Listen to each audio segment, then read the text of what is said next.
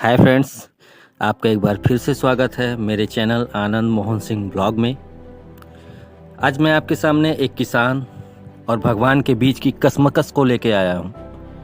तो चलिए शुरू करते हैं आज की कहानी। जो मुस्कुरा रहा है उसे दर्द ने पाला होगा, जो मुस्कुरा रहा है उसे दर्द ने पाला होगा, जो चल रहा है उसके पाँव में छाला होगा।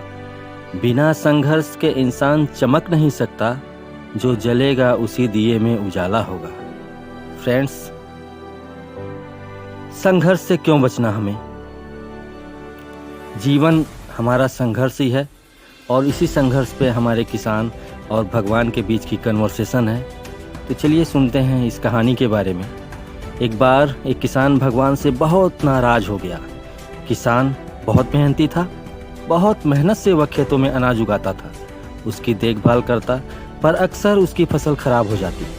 कभी सूखा पड़ जाता, कभी बाढ़ आ जाती, कभी तेज धूप, कभी आंधी, कोई ना कोई कारण बन ही जाता कि उसकी फसल खराब हो जाती थी। एक दिन वह किसान गुस्से में आसमान की ओर देखकर भगवान से कहा, हे ईश्वर, आप लोग सर्वज्ञाता मानते हैं, हमें भी और हम आपको भी मानते हैं कि आप सब जानते हैं।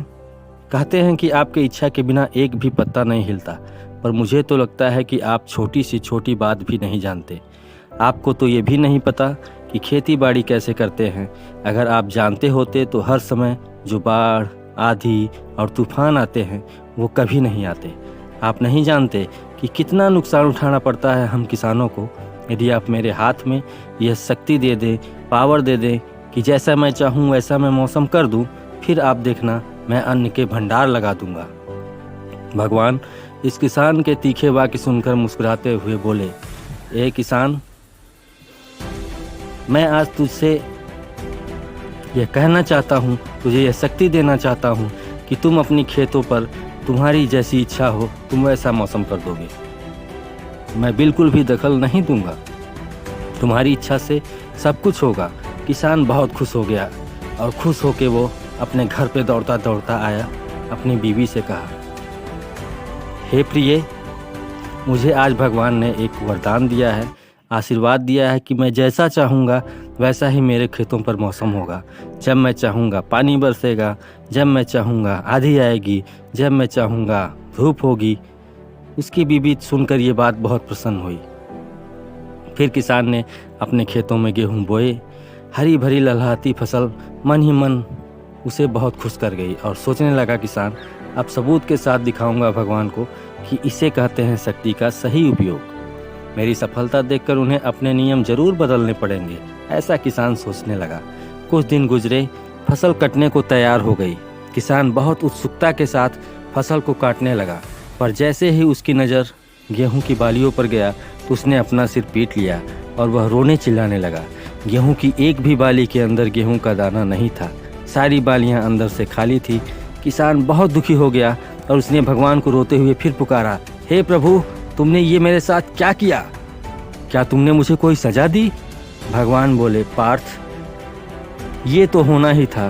तुमने पौधों को संघर्ष करने का मौका ही कहाँ दिया। ना तो तुमने उन्हें आंधियों से जूझने दिया, न पानी को सहने दिया, न धूप में तपने दिया। एक भी चुनौती का सामना तुम्हारे खेतों में लगे पौधों ने नहीं किया।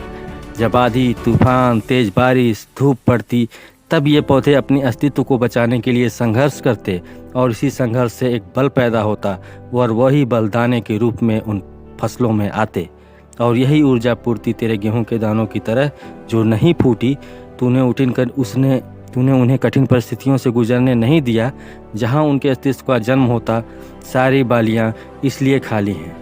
इसमें एक भी गेहूं का दाना इसलिए नहीं है क्योंकि तुमने अपने पौधों को संघर्ष कराया ही नहीं। याद रखिए, स्वर्ण में स्वर्णिम आभात तभी आती है जब वह आग में तपने, गलने और हथौड़े से पीटने जैसे संघर्षों से गुजरता है। कोयले का टुकड़ा हीरा तभी बनता है जब वह उच्च दाब, उच्च ताप और मुश्किल परिस्थितियों से गुजरता है। इसी तरह यदि हमारी ज़िंदगी में कोई संघर्ष ही ना हो, कोई चुनौती ही ना हो, तो हम भी गेहूं की बालियों की तरह खोखले रह जाएंगे। कोई अस्तित्व नहीं होगा हमारा। इसलिए हमें चाहिए कि विपरीत परिस्थितियाँ, चुनौतियाँ, समस्याएं हमें और अधिक निखारें।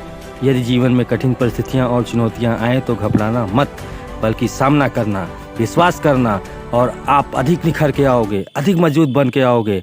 किसी ने सही कहा है कि ज़िंदगी जीना आसान नहीं होता, बिना संघर्ष कोई महान नहीं होता। जब तक ना पड़े हथौड़ी की चोट, तब तक पत्थर भी भगवान नहीं होता। तो फ्रेंड्स, आज की इस कहानी से हमें सीखना चाहिए कि हम चाहे जिस उम्र में हो, हमें हमेशा सीखते रहना चाहिए।